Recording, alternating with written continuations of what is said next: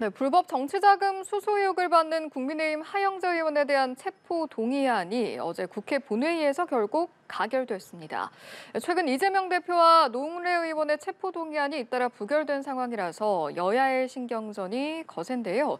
한편 오늘 이재명 대표의 공직선거법 위반 혐의 재판에 유동규 전 본부장이 오후에 증인으로 출석합니다.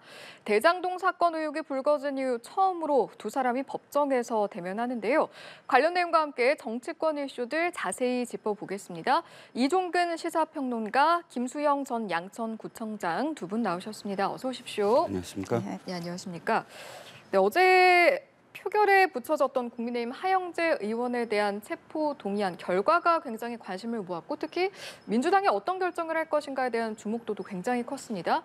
결국 가결이 됐는데 일단은 두 분 결과 어떻게 보셨는지부터 한 번씩 들어보겠습니다. 네, 너무나 당연한 결과임에도 불구하고 이것을 우리가 누가 어떻게 얼마나 표를 던졌다를 따져야 되는 현실이 바로 우리나라 정치의 어떤 현실이라고 보여집니다. 무슨 말씀을 드리고 싶냐면 부정부패와 관련돼서의 혐의를 받고 기소 직전에 있는 그런 사람이라면 사실상 어떠한 그런 이 특권을 부여하지 말아야 된다. 어떠한 특권도 그게 국민적인 어떤 지금 그 컨센서스가 형성이 되고 있거든요. 그래서 이번 결과가 가결이 됐습니다. 그런데 문제는 이 직전까지 그러니까 야당 의원들 특히나 민주당의 당대표를 포함해서 노웅래 의원까지 두 번씩이나 부결됐다. 같은 사안을 놓고 이렇게 가결되고 부결되는 것을 지켜보면서 정의의 여신상은 사실상 까만 천을 머리에 두르고 있는, 눈을 두르고 있는 이유가 누구냐에 따라서가 아니라 정의는 언제나 누구한테나 공평하게 가야 된다는 거거든요. 그런데 지금 민주당은 아니 이재명 당대표에 대해서는 이것이 정치 보복이다라고 이야기를 합니다. 당원 80조를 보면 더군다나 더 말이 안 돼요.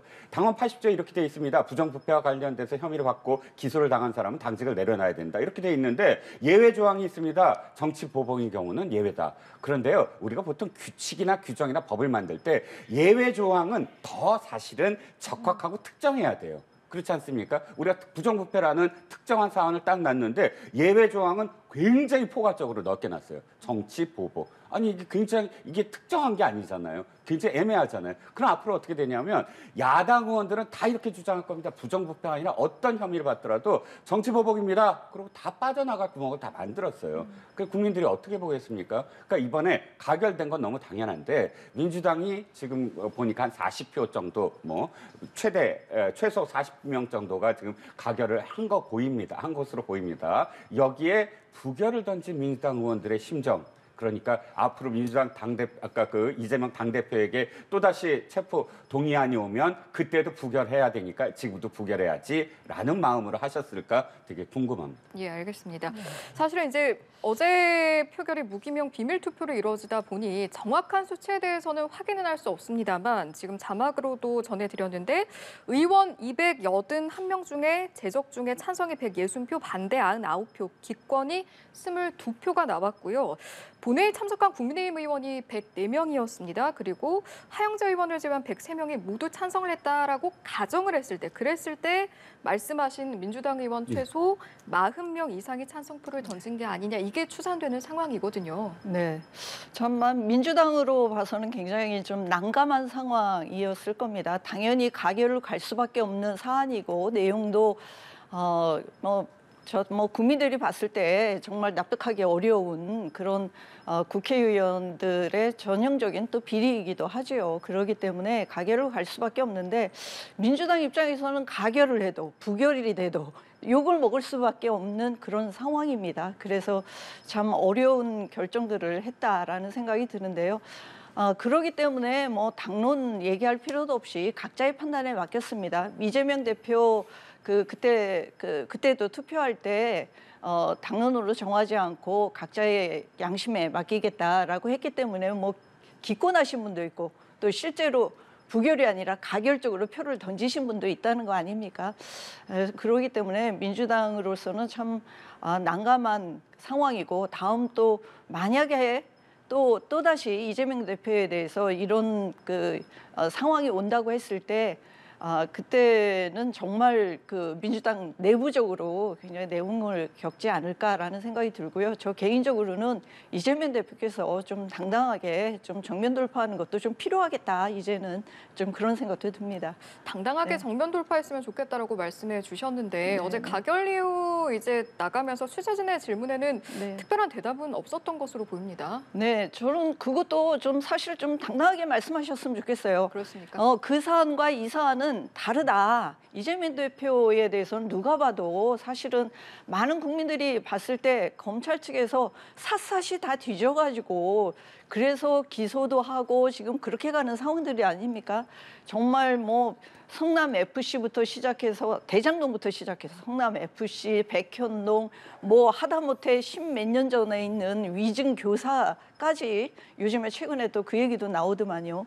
그래서 그런 것들까지 다 뒤져가지고 뭐 300번이 넘는 압수수색까지 해서 그렇다고 해서 이재명 대표가 개인적으로 받았다는 그런 어떤 혐의점이나 증거가 있는 것도 아닌데 지금 이런 상황하고 똑같이 비교될 수가 없는 사안입니다.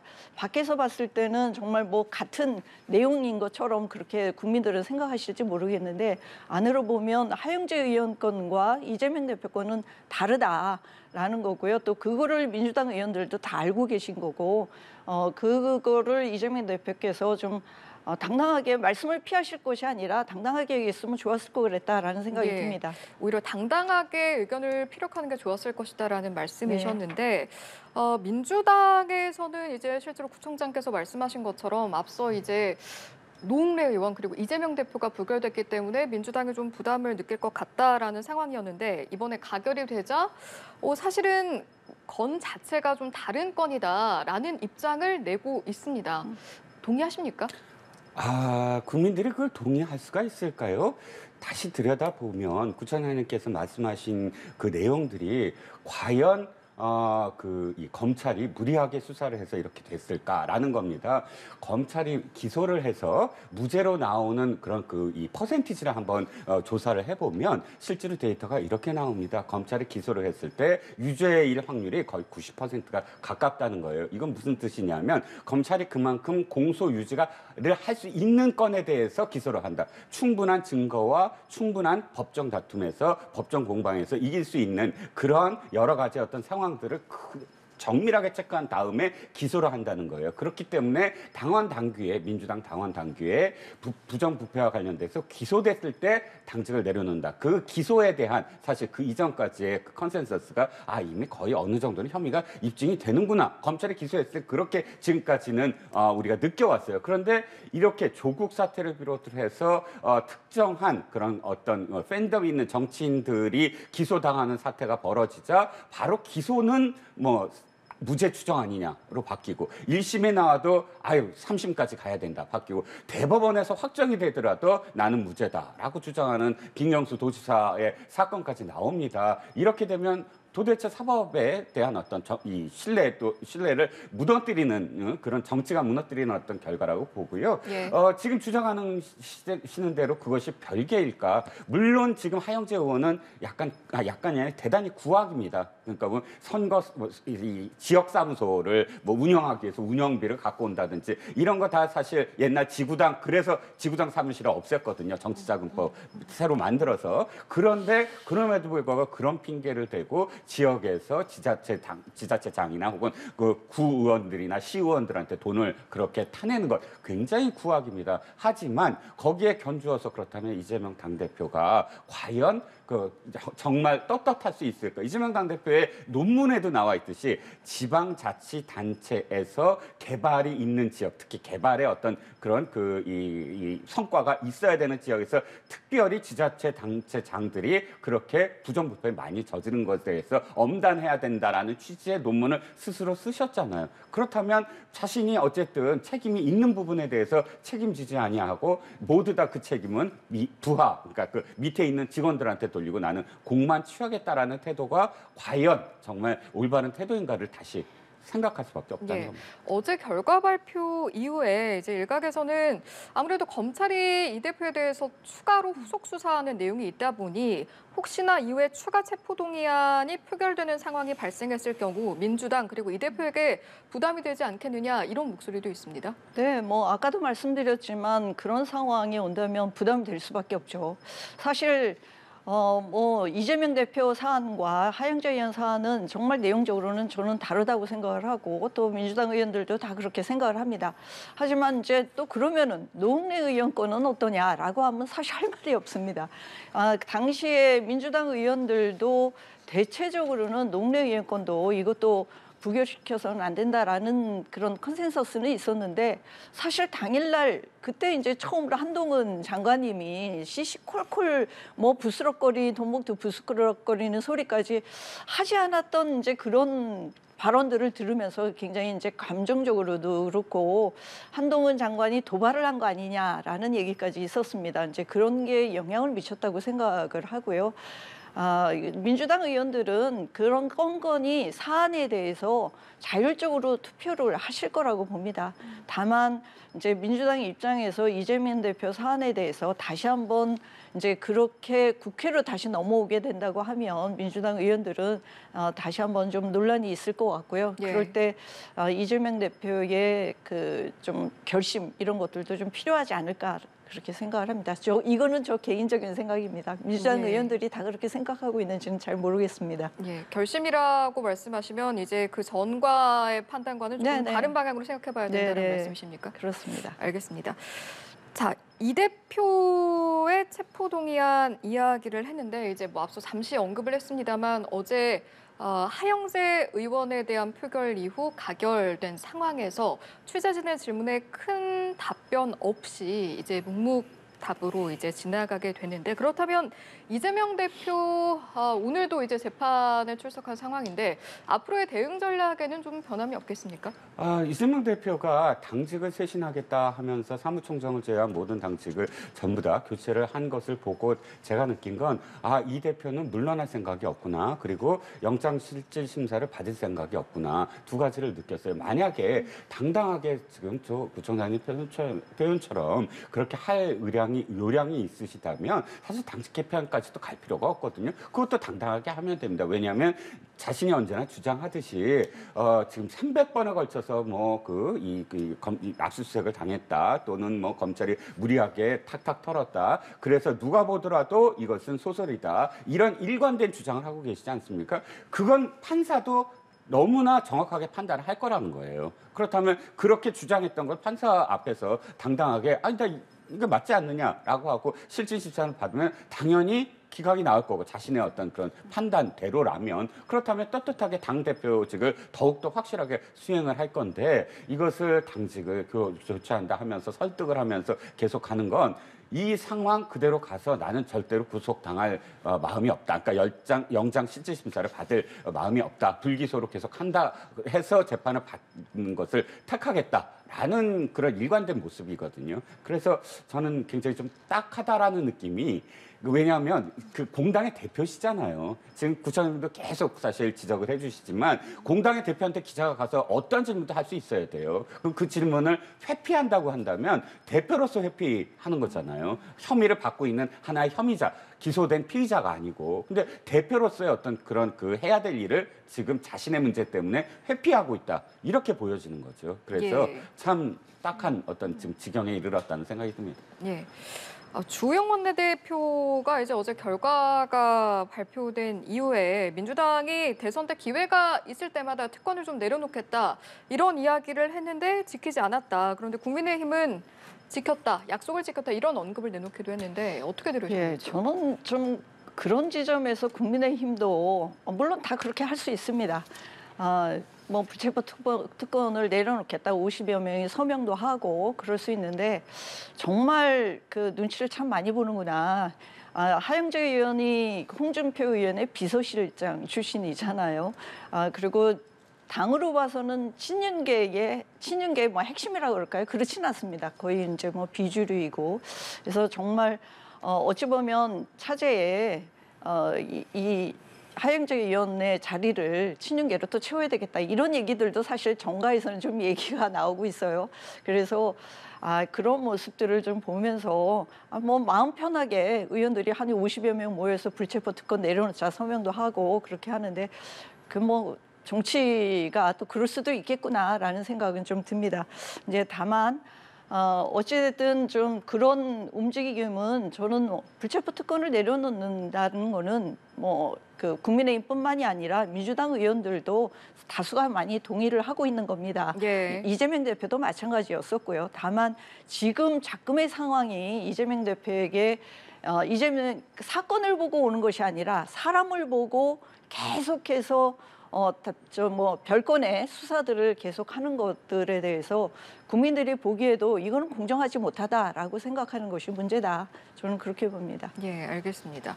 어제 체포동의안 표결 당시의 상황도 좀 더 짚어보도록 하겠습니다. 한동훈 법무부 장관 어제 CCTV의 존재 그리고 녹음 파일에 대한 언급이 있었는데 사실은 이런 비슷한 장면이 노웅래 의원의 표결 당시에도 녹음 파일에 대한 언급이 있었고요. 앞서 구청장께서도 잠시 언급을 해주셨습니다만 근데 그때 당시에는 야당에서 좀 비판이 나왔는데 어제 모습은 좀 달랐나요? 어땠습니까? 저는 한동훈 장관의 그 태도가 일관됐다고 봐요. 그러니까 뭐 여든 야든 한동훈 장관이 지금까지 검사 생활을 할 때 지금 그 기소를 하거나 혹은 실제로 유죄를 받아낸 그런 수사한 사건들을 보면 정말 뭐 민주당이 보면 환영할 그런 그 이 권력을 가진 사람들을 주로 해서 추상같이 수사를 했습니다. 뭐 기업의 삼성전자의 이재용 회장을 비롯해서 또 당시에 그 박근혜 대통령, 이명박 대통령에 대한 국정농단 수사라든지 또 그 이전에 뭐 대기업들 정말 큰 대기업들의 그런 수사라든지 정계, 관계, 재계 할 것 없이 가장 최고의 권력자들을 위주로 해서 죄가 있다면 무조건 뭐 죄를 받게 하겠다라는 게 지금 한 장관의 검사 시절의 모토였고 지금도 예. 뭐 5분 그러니까 지금 노웅래 의원의 그 이 설명에 5분 걸렸고 또 이재명 당대표에 15분 걸렸고 이번 하영재 의원에 5분 걸렸다 이렇게 뭐 분을 채지만 사실상 그것도 뭐 이재명 당대표는 워낙에 긴 혐의가 많고 하영재 의원이나 노웅래 의원은 2건 뭐 3건에 불과하거든요. 그 건수로만 이야기하면 또 설명하는 것도 길 수밖에 없고 그러다 보면 하영재 의원의 어저께 그 이 설명 하영재 의원의 혐의에 대한 설명도 사실 노웅래 의원의 그 설명에 버금가게 구체적이었고 설득을 했고 예. 그리고 이 진정성이 있었다라고 저는 보거든요. 예. 그래서 그건 여야를 가리지 않는 태도였다라고 판단합니다. 알겠습니다. 윤석열 정부 들어서 이제 이런 표결 상황, 체포동의안 표결 상황이 3번이 있었는데 한동훈 법무부 장관이 어제 기자들과 이야기를 하면서 3번 다 똑같은 기준으로 최선을 다해서 설명을 했다. 그런데 결과가 달랐다. 의원들께 좀 결과에 대해서 이유를 물어보고 싶다. 이런 질문을 했습니다. 저는 그 한동훈 장관이 중심을 좀 잡으셨으면 좋겠어요. 그러니까 매번 나올 때마다 정치적인 그 오해가 있을 수 있는 발언을 하셔서 이젠 정치인이 다 됐다 이런 얘기를 참 많이 듣잖아요. 법무부 장관이면 행정부에 있습니다. 입법부에 있는 국회의원들을 좀 존중하셨으면 좋겠어요. 국회의원 한 분 한 분이 헌법기관입니다. 개인이 아닙니다. 그거를 예전에 검사를 했던 태도로 일일이 그냥 자세하게 막 설명을 하는 것도 굉장히 처음에는 적응이 어려웠어요. 그렇기 때문에 이제 반발도 사고 노웅래 의원권이 이제 그런 결과로 또 나오게 되지 않았는가라는 생각이 드는데 예. 그것뿐만이 아니라 매번 나올 때마다 꼭 사족을 붙여서 그래서 본인의 개인 의견으로 정치적 갈등을 부추깁니다. 지난번에도 헌법재판소에 그 존중한다 이렇게 하면 끝났으면 좋았을 거를 그러고 나서 또 그런데 공감하지 못한다. 그래서 시행령으로 뭘 하겠다 이런 얘기라든지 이번에도 또다시 3번 다 같은 기준으로 했는데 국회의원한테 물어봐라. 이런 식의 발언을 장관으로서 행정부의 입장에서 여든 야든 같은 국회의원들의 입장에 대해서 존중하고 또 그런 부분에 대해서 그런 식으로 비아냥거리듯이 말씀하시는 거는 옳지 않다라는 생각이 듭니다. 여기에 있어서는 어떻게 바라보셨는지 궁금한데 사실은 지난번에 너무 자세한 녹음 파일에 대한 내용을 이제 소리를 이야기를 하면서 굉장히 야당에서 좀 비판의 목소리가 네네, 있었는데 네네. 어제는 특별히 그 정도까지 반발은 없었잖아요. 이 네, 모습은 이제 어떻게 보셨어요? 국회의원들도 적응이 되어가는 것 같아요. 민주당 의원들도 처음에 이제 그런 얘기 황당하고 그런 장관이 없었거든요. 황당하고 뭐 장관이 저렇게까지 해야 되나 이런 생각을 했는데 이제 자꾸 이제 한동훈 장관의 어법과 또 그런 식으로 이제 정치인이 다 됐구나라는 데 적응하기 시작한 거 아닌가라는 생각이 듭니다. 뭐 거기에 동의한다라는 그런 것만이 아니라 내용은 다 알고 있는 거니까요. 알겠습니다. 자, 이 내용은 여기까지 짚도록 하고요. 오늘 또 이 내용도 한번 짚어보도록 하겠습니다. 50억 클럽 특검법 어제 법사위에 상정이 됐는데 공교롭게도 또 이렇게 상정이 된 날에 박 전 특검을 압수수색을 해서 시기적으로 좀 여러 가지 해석이 나오고 있습니다. 어떻게 네. 볼 수 있겠습니까? 공교롭다고 저도 생각을 해요. 그 첫 번째는 뭐냐면 박 전 특검에 대한 수사가 좀 늦었다라는 거는 공감을 하는데 예. 실질적으로는 검찰이 다 같은 어떤 검찰로 판단을 해서는 안 된다라는 생각이 드는 게 첫 번째는 그 50억 클럽이 이야기됐었던 시점이 2021년이에요. 2021년은 문재인 정권의 검찰이었고 당시에 이정수 중앙지검장이 박범계 법무장관 산하에서 김호수 검찰총장과 함께 이 수사를 김태훈 차장검사에게 맡겼거든요. 근데 그때 당시에 어떻게 했죠? 50억 특검 얘기 많이 나왔고 특히나 민주당에서 그때 굉장히 주장했던 게 자, 돈이 있는 곳을 수사해야 되는 거 아니냐. 돈의 흐름을 추적을 하라 하면서 50억 클럽을 왜 수사를 안 하냐라고 질타를 했거든요. 예. 그 당시 질타가 윤석열 검찰총장에 대한 질타가 아니었어요. 당시 이정수 중앙지검장 김태훈 차장검사가 제대로 수사하라라는 질타였는데 그때 어떻게 했습니까? 각상도 의원만 살짝 기소하고 말았거든요. 수사 안 했습니다. 지금 작년 7월에 인사가 났어요. 검찰에서 그러니까 이 정권 들어서 제대로 이 인사가 난 건 그래서 중앙지검장이 지금 작년 7월부터 시작이 됐고 예. 그래서 그때부터 따져서 지금 수사를 하면서 압수수색에 들어갔다라고 따지면 그게 지금 늦은 거냐라고 사실 비교를 할 수는 있는 대면이 있어요. 근데 그럼에도 불구하고 어쨌든 특검 전에 제대로 수사를 했으면 특검 얘기가 안 나오지 않았느냐. 특검이라는 게 얘기가 나오는 건 언제나 검찰이 수사를 미진하게 하거나 예. 정치적인 또는 또 다른 어떤 기관 그 세력으로부터 압박을 받고 있어서 제대로 어떤 그런 이 수사권을 발휘하지 못하고 있는 그때 이제 특별 검사를 제도를 도입을 하는 것이거든요. 예. 어찌됐든 저는 뭐 늦은 감은 있지만 그럼에도 불구하고 정영학 녹취록에 그렇게 명시되어 있는 그러니까 뭐 200억에 관련된 어떤 부동산을 받기로 했다라고 명시되어 있었다면 예. 빨리 어쨌든 수사를 더 빨리 어쨌든 수사 결과를 내야 된다라는 생각입니다. 예, 민주당에서는 법사위에서 다음 주까지 처리가 안 되면 패스트트랙 하겠다라고 하는데 지금 정의당과 이제 본회의 하루 앞두고 이견이 좀 있지 않았습니까? 그럼에도 불구하고 가능하겠습니까? 가능하게 만들어야죠. 특검법이 이번에 좀 통과가 돼야 된다고 생각을 합니다. 진짜 한동훈 장관님은 원칙과 정의, 공정 얘기하시지만 이번 일로 원칙도, 정의도, 공정도 다 끝났다라는 거를 보여주는 그런 거예요. 사실 뭐 1년 반 동안에 또 뭐 전에는 문재인 정부에서 했던 검사가 수사를 했기 때문에 그러지 않냐 전 정권 탓을 또 하시는데 아니 그러면 이재명 대표는 왜 수사하는 검사들을 다 바꿨잖아요. 그 본인이 들어오시면서 장관하면서 수사하는 그 검사들을 다 바꾸고 이러고 더 투입하고 이렇게 해서 지금 이제 수사하고 기소까지 가는 상황인데 50억 클럽이 뭐 언제적 얘기입니까? 1년 반 전부터 나왔는데 그게 전 정부에서 검사가 했던 수사였지 않냐. 그러니까 지금에 와서 할 수밖에 없다.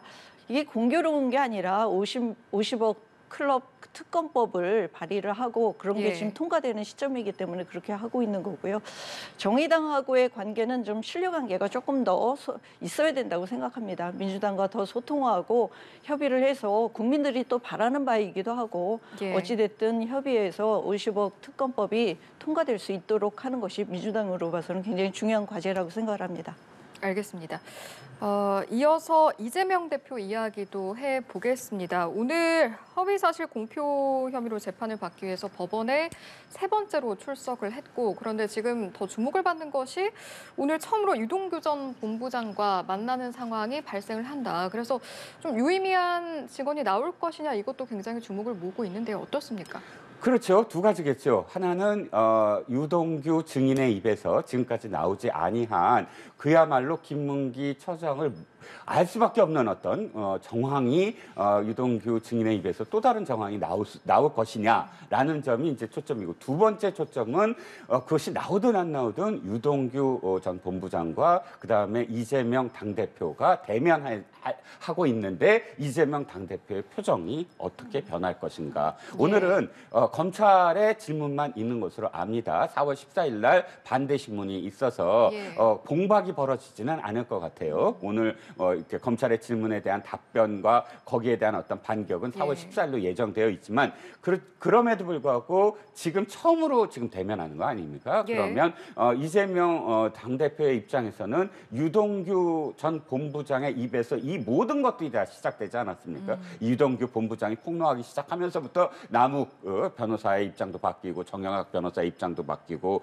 뭐 다 그 관련된 김만배 씨만 제외한 모든 당시 일당이라고 표현되는 사람들의 입장이 전부 다 바뀌어서 불리한 어떤 증언이 쏟아나게 됐습니다. 그렇다면 결론적으로는 유동규 증인의 그런 폭로부터 시작이 된 그 점에서 두 사람이 지금 대면을 하고 있다. 그리고 그렇기 때문에 이재명 당대표가 포커페이스, 즉 표정을 계속 관리할 수 있느냐, 아니면 특정 대목에서 표정이 변하느냐. 아마 기자들은 전부 다 증인 얼굴보다는 지금 피고인석에 앉아있는 당대표 얼굴을 다 쳐다보고 있지 않을까 싶습니다.